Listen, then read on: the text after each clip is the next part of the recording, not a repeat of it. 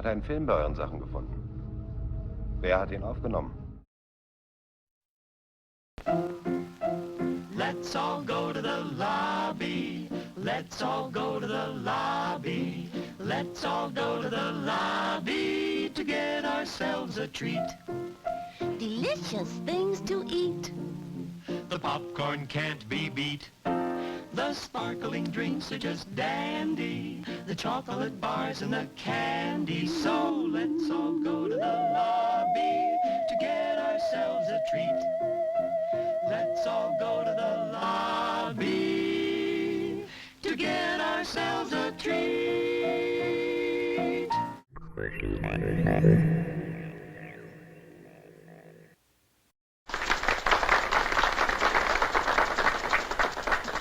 Okay, well, so Russ and I are big dorks, so we wanted to explain why we picked this movie and what we like about it, so at least have, our thoughts coherent. So we made a PowerPoint, so y'all are going to have to be lectured to right now real quick about Capricorn One. This was our pick for Pioneer Club. Brett asked us to pick something, and he was nice enough to invite us. We debated quite a few movies. We thought about something called Quartermass in the Pit. We thought about Seconds.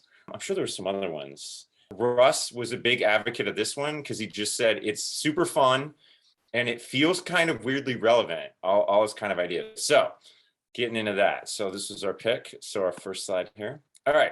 Why we picked it, Russ? As Rob said, we thought it was a very entertaining, very rewatchable movie. So it didn't feel like homework. It wasn't like watching, the Russian Solaris movie or something. Not that I don't love that movie. But just wanted to get something everybody had a good time watching for the film club. Rob and I debated whether or not this is actually sci-fi because it's so kind of a grounded thriller. But I argued that it was because I think, first of all, it involves rocket ships and space travel. And they're going to Mars, which is still sci-fi. The lack thereof. But it also is about the technology and what the technology will do in the future, how that's going to be used. Side note, 70s paranoia conspiracy thrillers. Which is really what this is. Yes. Kind of the last one. Falls more into that, is absolutely my favorite genre. We'll get into that. Yeah. And so that I sort of snuck that in. We think it's great. It's not a perfect movie, and we'll get into that as well. But I think Russ and I always feel that a flawed movie is more fun to discuss. A great movie is probably more fun to watch, but a flawed movie is more fun to discuss because I think you can debate what worked and what didn't work, the levels, what movie it should have been, what movie it is. And so we just think this is one of those movies that's not perfect, but it's still got so much great stuff going on. And as Russ always likes to point out, it has the 5 most important words in any movie. Special appearance by Telly Savalas. Yeah. Kojak making an appearance. And weirdly, this does look weird. When I went back, I think it's because the one prior to this is special appearance by Karen Black, and then a special appearance by Telly Savalas. So it's not a typo, but it definitely threw me the first time I looked at it. So this is one of the reasons we like this was we feel like it's a 70s conspiracy thriller, which is really we kind of snuck that in there. It's really one of our fave genres. But it also starts to end what the 70s conspiracy thriller were and has kind of an 80s blockbuster ending.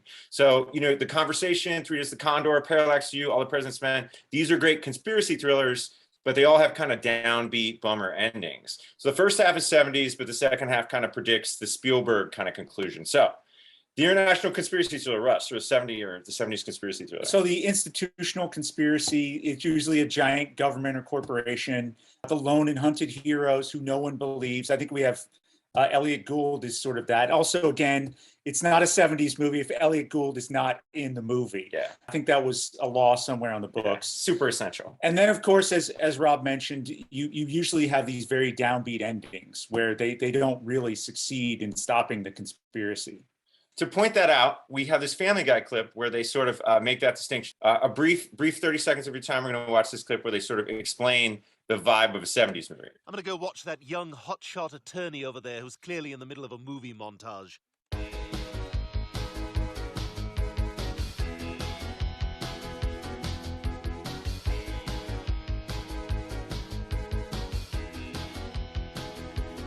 Oh, he found it. He's going to win the case. Oh, no, it was a 70s movie. So, Yeah, so you get the vibe there that the 70s movie ending is the downer ending.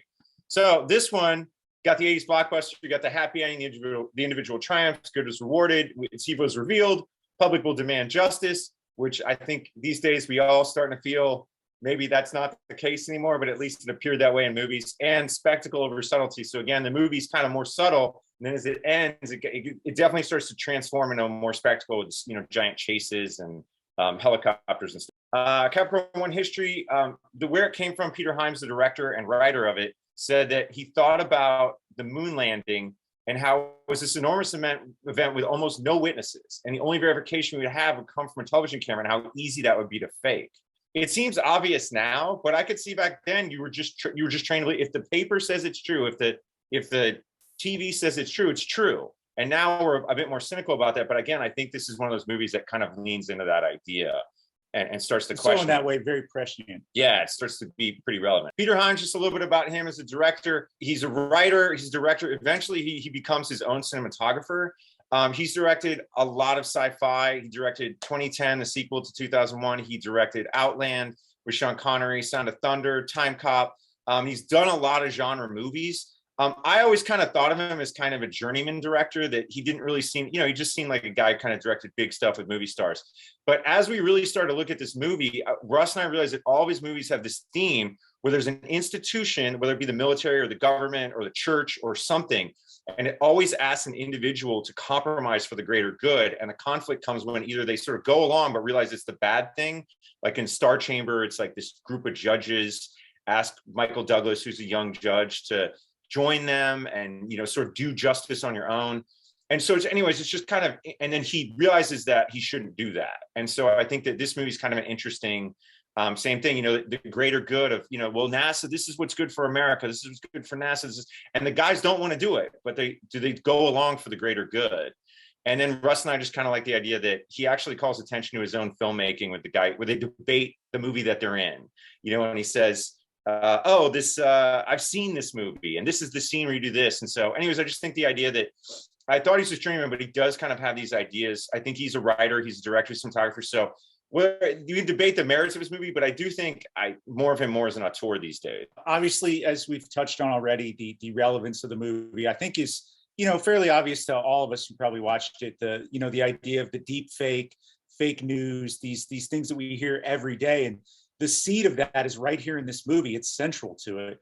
The idea of conspiracy, is the conspiracy real? Is it not? Obviously in this, they're not trying to necessarily hide that the conspiracy is real, but that's in there.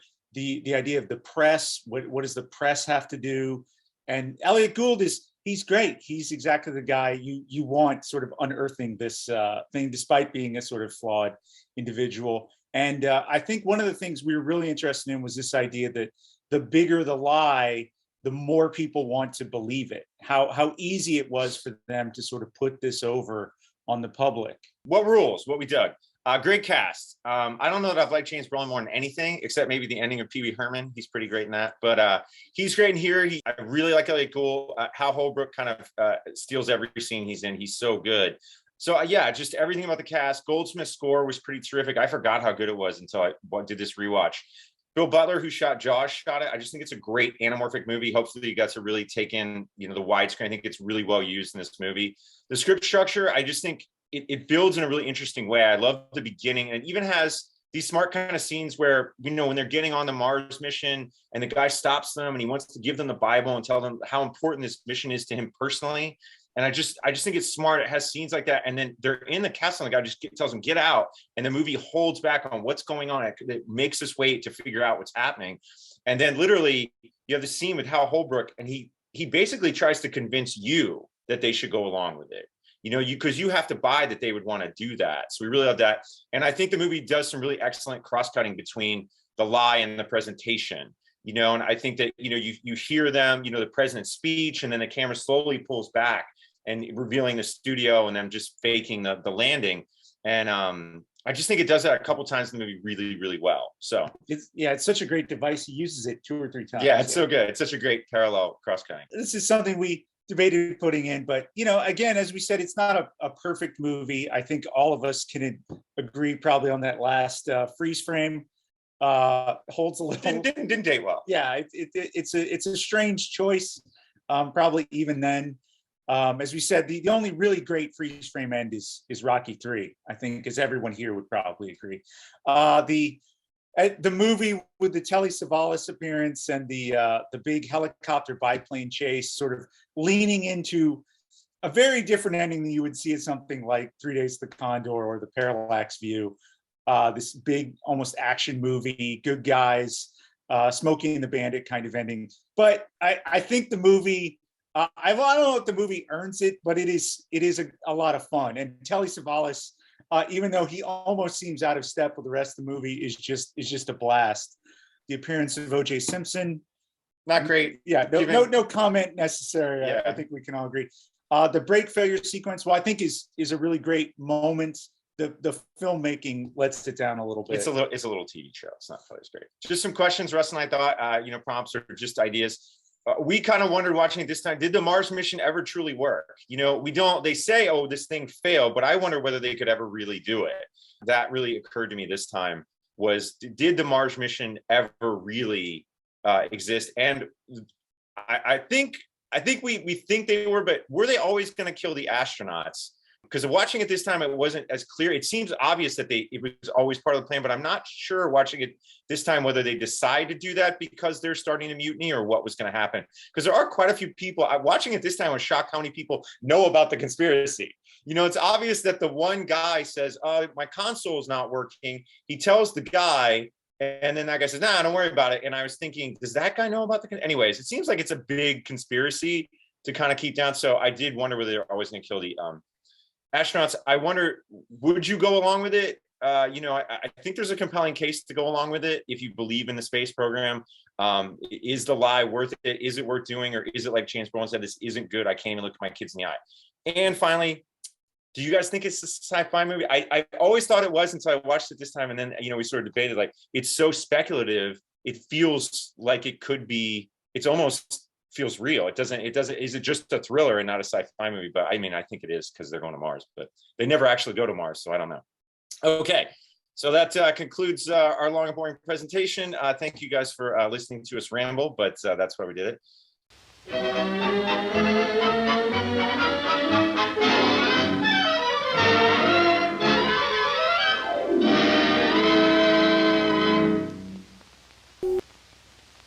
And now it's showtime.